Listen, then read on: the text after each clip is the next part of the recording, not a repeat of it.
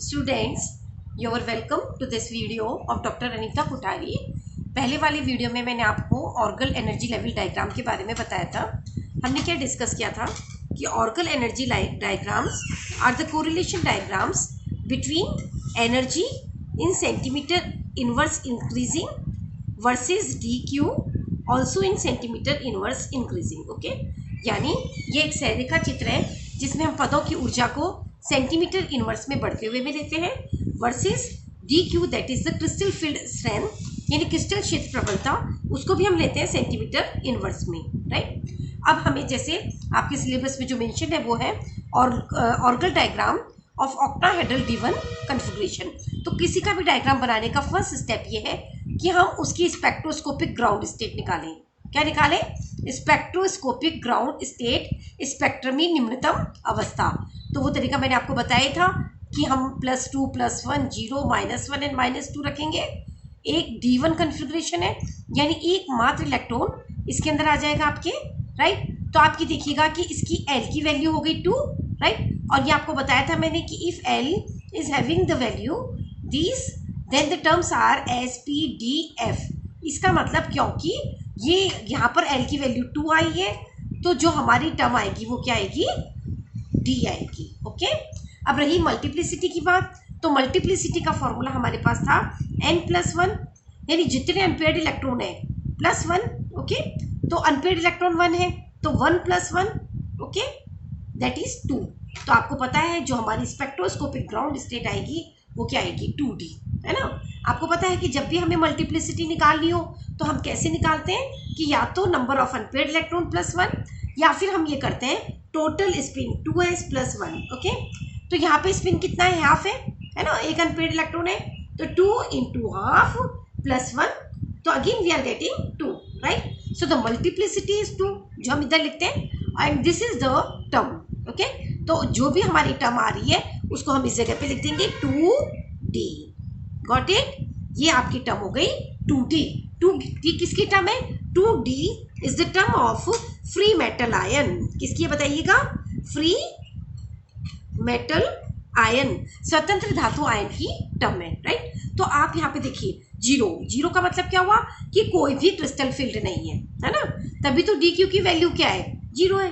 Okay, अब जैसे जैसे आप डी क्यू की वैल्यू बढ़ाओगे यानी जो लिगेंड है वो थोड़ा सा वीक से थोड़ा ज़्यादा स्ट्रॉन्ग फील्ड की तरफ जाओगे तो ये जो 2D टर्म है वो मूलिकन सिंबल के अकॉर्डिंग 2 में डिवाइड हो जाएगी। आपको मैंने बताया था जो D टर्म होता है उसका मूलिकन सिंबल होता है Eg एंड T2G, याद करिएगा, है ना। मैंने आपको कहा था कि जैसे D ऑर्बिटल 5 होती है वैसे ये जो D टर्म है वो भी कितनी होती है? 5 होती है। E का मतलब 2 से होता है, T का मतलब 3 से होता है, तो 5 ये हुआ। इसका मतलब 2 + 3 कितना हो गया? 5। क्लियर है बोलो? तो इस तरह से आप देखिए ये मूलिकन सिंबल 2 में डिवाइड हो गई है।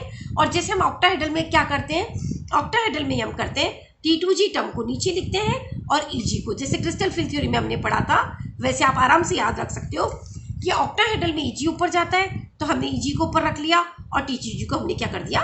नीचे कर लिया। Okay, now the multiplicity of the term is 2, तो आप यहाँ पर भी 2 लिख दीजिए। Got it? So this is the Orgel diagram of octahedral D1 configuration. Right, अब आप एक बार यहाँ देख लीजिए कि इसका एक मैं आपको एग्जांपल दे देती हूँ और वो एग्जांपल हम हर बार ले रहे हैं and that example is a hexaaquo titanium 3 ion. Okay, आपको पता है the electronic configuration of titanium 3 is 3D1। Right, तो यहाँ पे एक इलेक्ट्रॉन का ट्रांजिशन कहाँ से कहाँ होगा बताइएगा? T2G से Eg में होगा इसमें, और इसी वजह से हमें इसके स्पेक्ट्रा में इस तरह से एक ब्रॉड हम्प मिलता है। Got it? तो ये है Orgel diagram of D1 configuration. Right, अब देखिए एक बात पे थोड़ा सा फोकस करिएगा। क्या बोल रही हूँ मैं? देखिए कि अगर यहाँ पर आप देखिएगा कि D0 क्या है, मतलब फ्री मेटल आयन हो गया, यहाँ पर कोई भी क्रिस्टल नहीं है ना। अब यहाँ देखोगे तो DQ थोड़ा ज्यादा हो गया। राइट, तो DQ अगर यहाँ ज्यादा है तो मैं क्या कहूंगी कि अब यहाँ पर लिगेंड आ गया है। तो जैसे ही लिगेंड आएगा D जो टर्म है फ्री मेटल आयन की वो स्प्लिट अप हो गई T2G और Eg में। ओके, अब आप यहाँ इधर आइए सपोज, तो आप क्या देखोगे कि D की वैल्यू और बढ़ गई है। इसका मतलब क्या हुआ कि इस जगह का जो लिगेंड है वो इस जगह की तुलना में थोड़ा ज्यादा प्रबल है। यानी जैसे जैसे हम इधर की तरफ जाएंगे लिगेंड थोड़े थोड़े प्रबल होते जाएंगे, और जैसे जैसे लिगेंड प्रबल होंगे तो आपकी देखिए इनके बीच का एनर्जी गैप लगातार बढ़ रहा है। आप देखिएगा, देख रहे हो आप इस चीज को, this energy gap is continuously changing. यानी यहाँ हमें कम एनर्जी चाहिए, यहाँ ज्यादा, यहाँ और ज्यादा, यहाँ पर और भी ज्यादा। तो सपोज मैं आपको एग्जांपल दूं, जैसे सपोज एक मिनट के लिए, सपोज मैंने ले लिया टाइटेनियम का एग्जांपल ले लिया साइनाइड के साथ। ओके, देखिएगा आप यहाँ पर टाइटेनियम की ऑक्सीडेशन स्टेट क्या है, +3 है। ओके, अब यहाँ पर मैंने ले लिया, आप ये सेकंड एग्जांपल देखिएगा, वो ले लिया मैं टाइटेनियम का वाटर के साथ कॉम्प्लेक्स है। Again here the oxidation state of titanium is +3, right. Now suppose ये लिया मैंने दिस लाइन। ओके, यहाँ पर मैंने लिया टाइटेनियम का कौन सा एग्जांपल लिया है, क्लोराइड के साथ लिया है। Again here the oxidation state of titanium is +3, right. And the last example titanium fluoride लिया मैंने। Here again the oxidation state of titanium is +3. Note down what I want to tell you. Just concentrate yourself. Look here. You know that cyanide is the strongest field ligand, है ना, सबसे प्रबल क्षेत्रीय ligand है। आपने spectrochemical series में भी पढ़ा। वाटर उसके कंपैरिजन में वीक फील्ड लिगेंड है। उसके बाद आइए क्लोराइड और वीक फील्ड लिगेंड है ना, यानी फ्लोराइड और फिर नहीं सॉरी ये हो गया आपका फ्लोराइड का। Okay, this is of the case of fluoride and this is the case of chloride, है ना, क्योंकि फ्लोराइड उसके कंपैरिजन में वीक फील्ड लिगेंड है, और आप देखेंगे तो क्लोराइड उसके कंपैरिजन में और भी ज्यादा वीक फील्ड लिगेंड है ना। तो इस तरह से आप इसमें नोट करेंगे कि किस तरह से इसकी शिफ्टिंग हो जाती है और इसमें एनर्जी चेंजेस आते हैं, है ना, क्योंकि यहाँ पर हम देख रहे हैं लिगेंड की प्रबलता बदलती जा रही है। तो जितना ज्यादा स्ट्रॉन्ग फील्ड लिगेंड होगा साइनाइड, है ना, फिर उसके बाद में वाटर, फिर उसके बाद में फ्लोराइड और उसके बाद में क्लोराइड, ये सब वीक फील्ड लिगेंड है। तो जैसे जो वीक फील्ड लिगेंड होगा उसकी फ्रीक्वेंसी कम होगी और जो स्ट्रॉन्ग फील्ड लिगेंड होगा उसकी फ्रीक्वेंसी ज्यादा होगी। तो this is the organ diagram for D1 octahedral configuration. Remember किस तरह से मैंने याद कराया, फिर से याद करिएगा कि हमने इस तरह से याद किया कि हम 2D term spectroscopic ground state लिए इसकी, और मूलिकल सिंबल होते हैं, मूलिकल सिंबल्स में ये Eg और T2G में डिवाइड हो जाती है। तो T2G को नीचे और Eg को ऊपर रखा, जैसे क्रिस्टल फील्ड स्प्लिटिंग में होता है, Eg ऊपर, और इसकी मल्टीप्लिसिटी 2 है तो इन टर्म की मल्टीप्लिसिटी भी 2 है। जब लिगेंड फील्ड नहीं है तो ये डिजेनरेट है। जैसे जैसे लिगेंड आता है इनकी स्प्लिटिंग होती जाती है और इनके बीच में ऊर्जा का अंतर बढ़ता जाता है, राइट। तो अगर हमारा लिगेंड स्ट्रॉन्ग फील्ड है तो एनर्जी गैप ज्यादा होगा, लिगेंड वीक फील्ड है तो एनर्जी गैप कम होगा, और वीक फील्ड है तो एनर्जी गैप और भी कम होगा, right. So this is the organ diagram for octahedral D1 configuration. Now it is very easy to draw the organ diagram for octahedral D9 configuration, है ना। आप बहुत ही ध्यान से मेरी बात को सुनिएगा और आप देखेंगे कि कितना आसान है। सिर्फ आपको पहले जो मैंने डायग्राम बताया उस पर कॉन्सेंट्रेट करना है, उसके बाद सारी सब चीजें बहुत इजी है। ओके, तो अब मैं क्या बनाने जा रही हूँ, organ diagram for D9 configuration. Okay, तो D9 जब हमारा कन्फिगरेशन है तो आप देखिएगा कि क्या हुआ, इसका स्पेक्ट्रोस्कोपिक ग्राउंड स्टेट, पहला स्टेप निकालिए, इसकी स्पेक्ट्रम में निम्नतम अवस्था क्या हुई है, देखिएगा 1 2 3 एंड 4 5। ओके, 1 2 3 4 5 6 7 8 और ये 9। ओके, अगेन +2 +1 0 -1 एंड -2, आप करिए कैलकुलेट, 2 + 2 कितना हो गया 4, 1 5 एंड 1 6, प्लस वाले 6 हो गए ना, देखिए ये 0, माइनस वाले कितने हुए 1 2 राइट 3 एंड 4, तो 6 में से 4 गया तो बचा कितना 2, है ना। तो इसकी कैपिटल एल की वैल्यू 2 आई, है ना, और जब कैपिटल एल की वैल्यू 2 होती है तो टर्म क्या होती है, डी होती है भाई, होती है ना।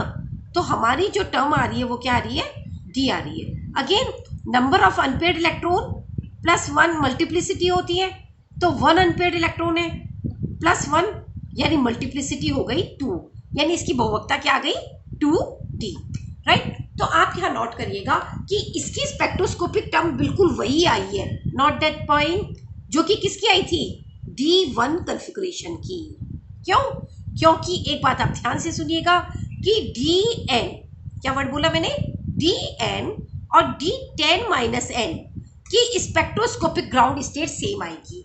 क्यों आएगी, क्योंकि इन कन्फिगरेशन में जो नंबर ऑफ अनपेयर्ड इलेक्ट्रॉन्स होते हैं वो बिल्कुल सेम होते हैं, राइट। जैसे सपोज एक मिनट के लिए मैं DN1 ले रही हूँ, यहाँ 1 लिया, तो आपको पता है ये क्या हो गया 10-1 है ना, तो it will be D9, right. तो आप क्या नोट करोगे, D1 और D9 दोनों की स्पेक्ट्रोस्कोपिक ग्राउंड स्टेट क्या आई थी 2D, गॉट इट। इसी तरह से आप देख लीजिए, अगर आप यहाँ 2 रख रहे हो, देखिए तो ये कितना हो गया 10-2, तो D8। इन दोनों की स्पेक्ट्रोस्कोपिक ग्राउंड स्टेट सेम आएगी, है ना।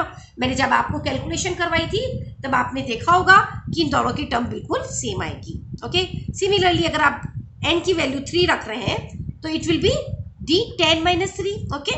सो D7, both these are having the same value of spectroscopic ground state, right। तो आप वैसे भी याद रख सकते हैं और वैसे भी कैलकुलेट कर सकते हैं कि जो D9 टर्म है उसकी स्पेक्ट्रोस्कोपिक ग्राउंड स्टेट क्या है हमारे पास में, दैट इज 2D, राइट। अब आप देखिए हम अगेन इसका ऑर्गल डायग्राम बना रहे हैं, वही याद कर लीजिए बार बार। एनर्जी क्या है, सेंटीमीटर इनवर्स में है बढ़ते हुए, इधर ये 0 है, इधर DQ ऑल्सो सेंटीमीटर इनवर्स में है बढ़ते हुए, ओके। नाउ इसकी जो स्पेक्ट्रोस्कोपिक ग्राउंड स्टेट है वो है 2D, है ना। तो मोलिकुलर सिंबल के अकॉर्डिंग आपको पता है D के जो सिंबल है वो T2G प्लस EG है, राइट। लेकिन आप इसको देखो कैसे याद रखेंगे, है ना। अगर आप यहाँ देखो तो टोटल 9 इलेक्ट्रॉन है, तो 9 इलेक्ट्रॉन में आपको पता है कि 2 2 4 ये 6 हो गए, ये 7 8 और ये 9 और 9 इलेक्ट्रॉन, राइट। अब आप ध्यान से देखिएगा, देखो कॉन्सेंट्रेट करिए अपने आप को कि ये है T2G और ये है EG, है ना। तो आप क्या नोट करेंगे कि जब हम D1 लिखते हैं, क्या वर्ड बोला मैंने, जब हम D1 लिखते हैं तो इलेक्ट्रॉन का ट्रांजिशन किससे किस में होता है, T2G से EG में होता है। किस तरह से होता है, जब हम D1 कॉन्फ़िगरेशन लिख रहे हैं तो इलेक्ट्रॉन का ट्रांजिशन T2G से EG में हो रहा है, राइट। तो हमने T2G को नीचे रखा था और EG को हमने ऊपर रखा था, राइट। अब अगर हम क्या कर रहे हैं कि D9 कॉन्फ़िगरेशन ले रहे हैं तो आप ये ध्यान से नोट करिएगा कि T2G कंप्लीटली फिल्ड है और EG में एक इलेक्ट्रॉन कम है, गॉट इट। ध्यान से सुनिएगा, जब हम D1 ले रहे हैं एकमात्र इलेक्ट्रॉन T2G से EG में जा रहा है तो ऑर्गल डायग्राम में EG ऊपर आता है, T2G नीचे आता है। लेकिन जब हम D9 ले रहे हैं तो T2G पूरा भरा हुआ है ना, लेकिन EG में एक इलेक्ट्रॉन की कमी है, राइट। तो हम ये कह सकते हैं दिस इज अ होल, ये एक छेद है, नॉट इट। अब हमने क्या कह दिया, यहाँ इलेक्ट्रॉन नहीं है, ये एक छेद है, या मैं ये ऐसे कह दूं कि ये कंप्लीटली फिल्ड होता, क्या वर्ड बोला मैंने, ये पूरी तरह भरा होता लेकिन इसमें एक छेद है ना। अगर इस होल में इलेक्ट्रॉन आ जाए तो ये कंप्लीटली फिल्ड होता, राइट। तो ये जो होल है, this hole will move from EG to T2G। ध्यान से सुनिएगा, क्यों, क्योंकि जब इलेक्ट्रॉन T2G से EG में जाएगा, नोट करिएगा क्या वर्ड बोल रही हूँ, कि जब इलेक्ट्रॉन T2G से EG में जाएगा तो what will happen, note it, कि यहाँ तो इलेक्ट्रॉन आ गया लेकिन यहाँ पर होल बन गया। बात समझ में आई, क्लियर है, बोलो। जब इलेक्ट्रॉन T2G से EG में जाएगा तो यहाँ तो जो होल था वो भर गया लेकिन यहाँ का जो छेद है वो नीचे चला गया क्योंकि नीचे खाली जगह हो गई। यानी मैं ये कहूँगी कि इसमें होल का ट्रांजिशन EG से किस में हो रहा है बताइएगा, T2G में होगा, राइट। तो एक पॉइंट अंडरलाइन करके आप लिख लीजिए, क्या लिखेंगे बताइएगा, लिखिए, the Orgel diagram of D9 octahedral configuration is just reverse of the D1 octahedral configuration। क्या वर्ड बोला मैंने कि D9 विन्यास का जो ऑर्गल डायग्राम है वो D1 ऑक्टाहेड्रल के ऑर्गल डायग्राम का बिल्कुल उल्टा होगा। क्लियर है, बोलो। तो अब आप समझ जाइए, मोलिकुलर सिंबल 2 में डिवाइड कर दीजिए, राइट। लेकिन अब इसमें ऊपर कौन आएगा, T2G आएगा और नीचे कौन आएगा, EG आएगा, राइट। क्यों, फिर से रिपीट करिएगा, क्यों, क्योंकि यहाँ पर हम देखते हैं कि एक इलेक्ट्रॉन की कमी होती है जिसे हम होल कहते हैं और ये होल EG से किस में जा रहा है, T2G में जा रहा है, राइट। और इसी वजह से जो ट्रांजिशन है वो EG से T2G में होगा। Got it? So this diagram is reverse to the diagram of D1 octahedral. Now the multiplicity is 2, तो वो आप यहाँ पर लिख दीजिए। इलेक्ट्रॉन का ट्रांजिशन यहाँ से यहाँ हो जाएगा। आप चाहें तो इसका एग्जाम्पल लिख लें, that is the octahedral complex of copper 2। ठीक है, ये इसका एग्जाम्पल है, राइट। तो आपको ये दोनों बात समझ में आ गई। तो हमने कहाँ से सिंपल से शुरुआत करी थी और धीरे धीरे हम आगे की तरफ बढ़ेंगे। अब मैं आप दोनों इन दोनों का कंबाइंड डायग्राम आपको बना के दिखाती हूँ कि किस तरह से हम बनाएंगे। ओके, तो कंबाइंड डायग्राम आप बनाइएगा मेरे साथ साथ। This is the combined diagram. ये बीच में 0 देखिएगा, दोनों को जोड़ दिया मैंने। ये 2D टर्म है बिल्कुल सेंटर में। कितना आसान है देखिए बनाना। यहाँ क्रॉस करिए, यहाँ क्रॉस करिए। ओके, यहाँ पर एनर्जी मैंने ली है बढ़ते हुए में, इस डायरेक्शन में एनर्जी सेंटीमीटर इनवर्स में बढ़ते हुए। यहाँ पर हमने लिया है DQ सेंटीमीटर इनवर्स में बढ़ते हुए, और इधर भी हमने देखिए इस डायरेक्शन में बढ़ाया है DQ सेंटीमीटर इनवर्स में, इस डायरेक्शन में, और बीच में D0 है। ओके, तो आप ये देखिएगा, दिस इज द केस क्या, जिसमें T2G नीचे हो और EG ऊपर हो। ये केस है ऑक्टाहेड्रल अष्टफलकीय D1 विन्यास का। Got it?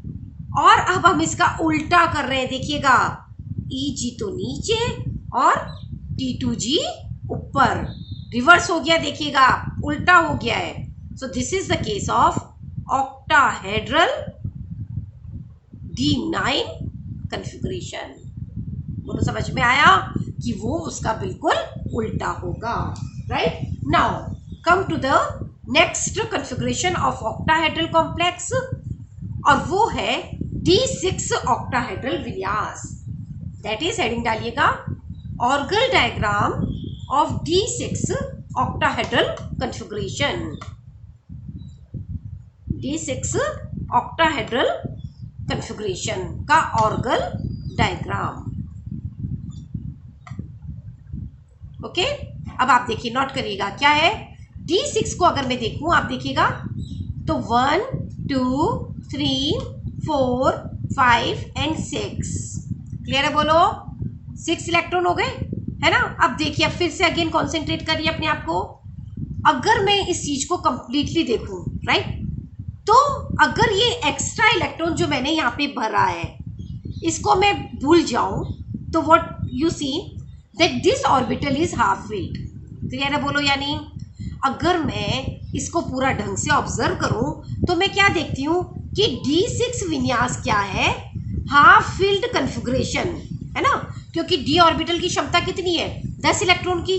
तो D5 क्या हुआ, हाफ फिल्ड हो गया ना, नीचे 3 और ऊपर 2, है ना। हाफ फिल्ड कॉन्फ़िगरेशन में अगर मैं एक इलेक्ट्रॉन लगा देती हूँ तो मुझे क्या मिलता है, D6 विन्यास, राइट। तो आप क्या नोट करेंगे कि नीचे के 3 ऊपर के 2 एक दूसरे से कैंसिल हो गए। तो हमें ये कैसा लग रहा है, देखिएगा, हमें ये ऐसा लग रहा है कि नीचे T2G में एकमात्र इलेक्ट्रॉन है जो किस में जाएगा, EG में। Got it?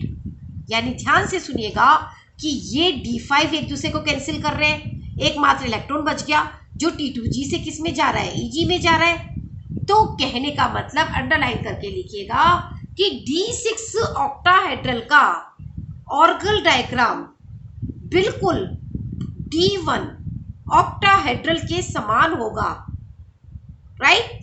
लेकिन उसकी बहुभक्ता यानी कि मल्टीप्लिसिटी अलग होगी। Got it? मल्टीप्लिसिटी अलग क्यों है?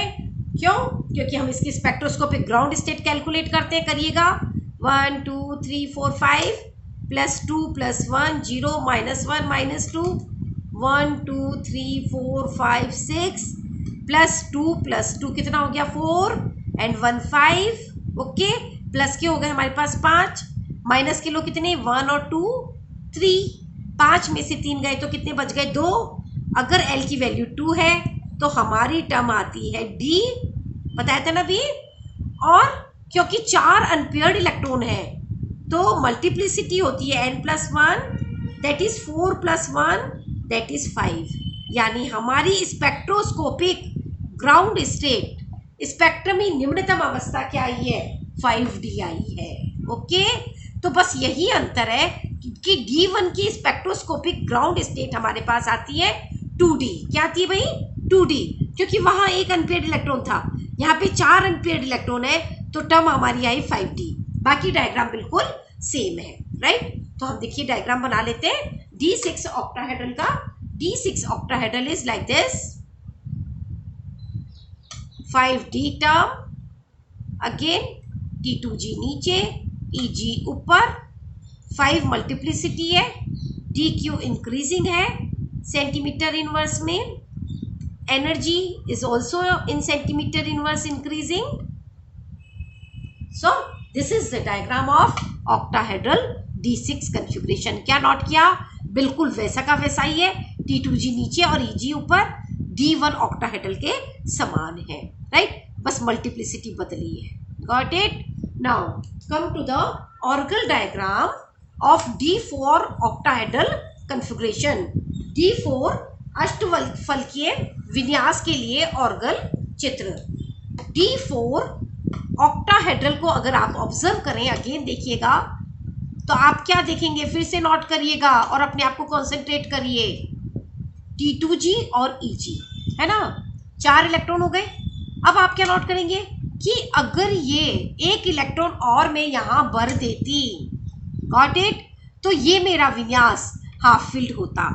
गॉट इट, क्या होता, हाफ फील्ड, यानी इसमें एक इलेक्ट्रॉन की कमी है ना यहाँ पर। So this is known as whole.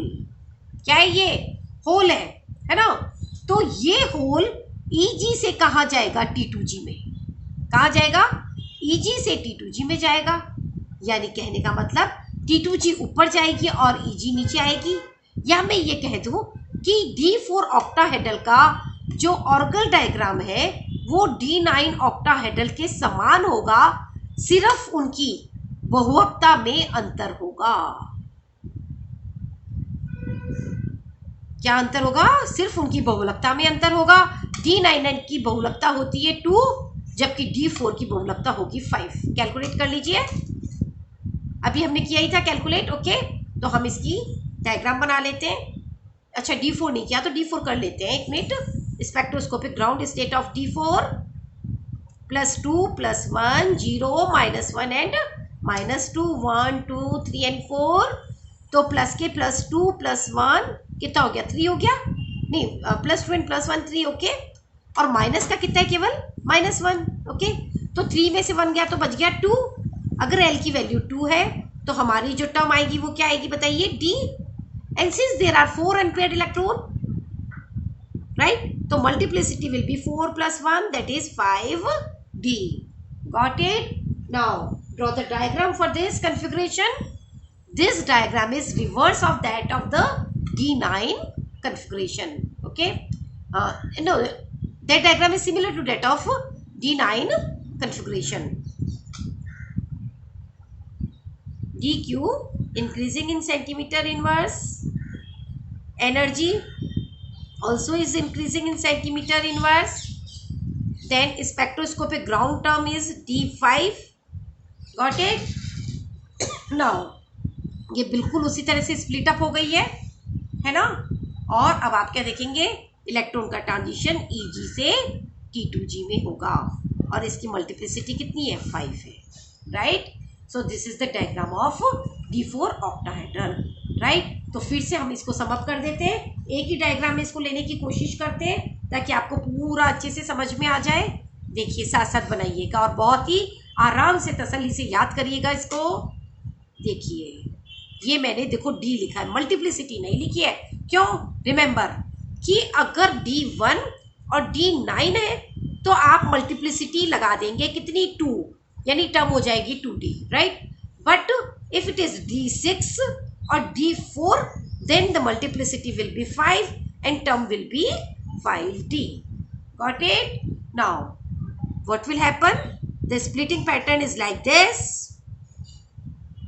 नीचे T2G और ऊपर Eg, नीचे Eg ऊपर T2G। कैसे याद कराया था कि ऑक्टाहेड्रल का, याद करिए, ऑक्टाहेड्रल में D1 विन्यास का ये होता है, राइट। T2G नीचे होती है और Eg ऊपर होती है, याद कराया था ना।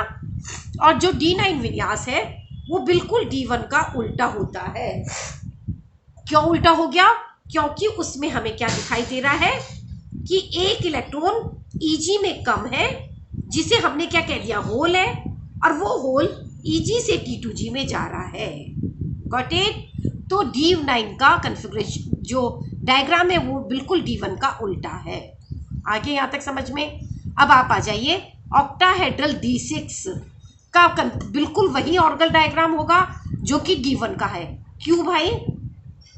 वो इसलिए क्योंकि D6 इलेक्ट्रॉन का मतलब क्या हुआ, हाफ फील्ड में एक इलेक्ट्रॉन ज्यादा, हाफ फील्ड में एक इलेक्ट्रॉन ज्यादा, और वो इलेक्ट्रॉन कहाँ से कहाँ जा रहा है, T2G से Eg में जा रहा है, राइट। वो इलेक्ट्रॉन कहाँ से कहाँ जाएगा, T2G से Eg में, तो T2G से Eg, राइट। अब बचा हमारे पास में क्या, ऑक्टाहेड्रल का विश्वविन्यास D4 कन्फिगरेशन, है ना। तो इसको हमने कैसे समझा कि ये जो D4 है वो इस तरह से हो गया, इन दिस वे, यानी हाफ फील्ड में एक इलेक्ट्रॉन कम, यानी एक होल है, और वो होल कहाँ से कहाँ जा रहा है, Eg से T2G, Eg से T2G। तो इसका डायग्राम इसका रिवर्स हो गया। तो देखिए, आपको मैंने एकदम सिंपल से शुरू करके पूरा आपको अच्छे से बताया है कि किस तरह से ऑर्गल डायग्राम बनता है। And this is the combined diagram, okay, जिसमें हमने सारा समरी करके ले लिया है। DQ सेंटीमीटर इनवर्स में इधर की तरफ बढ़ता हुआ है, यहाँ D0 है, राइट। अब आप समझ में आ गई मेरी बात? क्या स्पेक्ट्रोस्कोपिक ग्राउंड स्टेट निकालोगे तो D आएगी, राइट। अगर D1 और D9 है तो क्योंकि एक अनपेयर्ड इलेक्ट्रॉन है तो उस केस में हम यहाँ पर 2D लगा देंगे, यहाँ 2 लगाएंगे तो यहाँ पर भी 2, यहाँ पर भी 2, और यहाँ पर भी 2, यहाँ पर भी 2। बोलो समझ में आया? लेकिन अगर मैं ले रही हूँ D4 ये वाला कन्फिग्रेशन और D6, तो देयर आर 4 अनपेयर्ड इलेक्ट्रॉन, तो मल्टीप्लिसिटी हमारी 5 हो जाएगी, और उस केस में हम यहाँ सब जगह क्या लगाएंगे, 5 लगाएंगे। Got it? So this is all about the Orgel diagram of octahedral complexes.